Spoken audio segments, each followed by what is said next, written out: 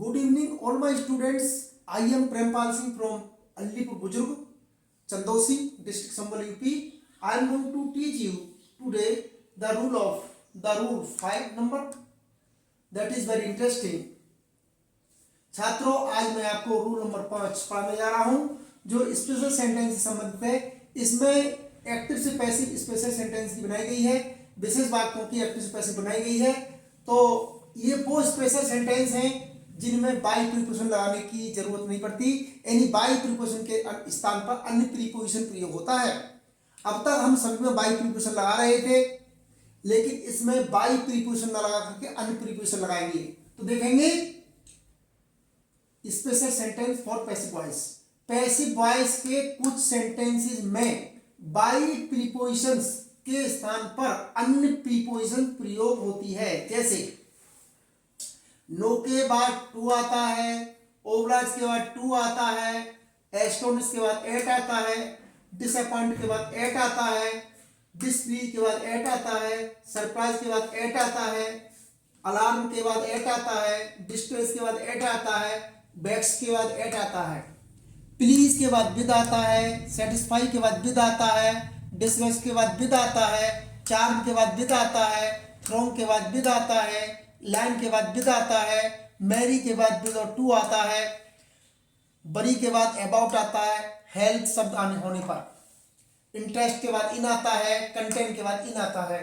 तो ये वो शब्द हैं कि जिनमें बाई नहीं आकर के अन्य प्रीपोजिशन प्रयोग होती है। तो इसके एग्जाम्पल इसमें है, कुछ हर एक का एक समझाया गया है।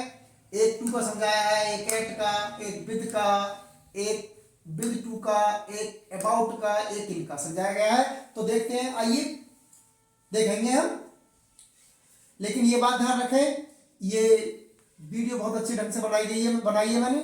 अगर इसके चैनल को सब्सक्राइब करना ना भूलें, वीडियो को लाइक करना ना भूलें। तो देखो एग्जाम्पल में चलते हैं, देखेंगे। आई नो योर फादर, इसमें ऑब्जेक्ट है your father. Your father is known to me. Know के बाद में टू आता है, तो यहाँ पर बाई ला करके टू आ गया। सेंटेंस नंबर 2 है, शी विल एस्टोनिश यू, वह तुम्हें आश्चर्य करेगी। इसमें ऑब्जेक्ट है इसमें यू। यू को हम सब्जेक्ट बनाएंगे, you will be astonish at her, क्योंकि एस्टोनिश के बाद में एट प्रयोग होता है। एस्टोनिश, ASTONISH, एस्टोनिश के बाद एट आता है। विल दे प्लीज हर, उसमें ऑब्जेक्ट है हर, तो will she be pleased with them, please के बाद विद आता है, प्लीज के बाद विद आता है। सेंटेंस नंबर अगला है, when will Ram marry Sita, इसमें ऑब्जेक्ट है Sita. When will Sita be married with Ram, अगर महिला पहले लिखी है तो विद आएगा, पुरुष पहले लिखा है तो टू आएगा। तो इस सेंटेंस में when will Sita be married with Ram बन गया इसका। अगला सेंटेंस है, where may Sita marry Ram, इसमें ऑब्जेक्ट राम है। Where may Ram be married to Sita, यानी पुरुष पहले है तो टू आएगा, पहले महिला है तो विद आएगा। इसका अभ्यास करना अच्छी तरह से। योर हेल्थ वरीज मी, इसमें ऑब्जेक्ट है मी।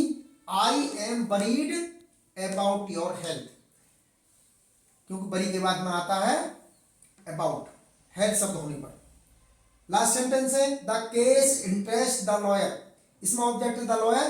The lawyer is interested in the case, interest के बाद में इनका प्रयोग होता है, जैसे यहाँ दिखाया गया है। तो ये 7 सेंटेंस है। इन 7 सेंटेंसों का बार बार अध्ययन करें, बार बार अभ्यास करें, बार बार सोच समझें। और अगर मेरी वीडियो आपको अच्छी लग रही हो तो इसके चैनल को सब्सक्राइब कर दें, वीडियो को लाइक कर दें और बेल आइकन बटन भी दबा दें। जय हिंद, जय भारत। इस तरह से एक्टिव और पैसिव की समाप्ति हो चुकी है, इनका अभ्यास करते रहें।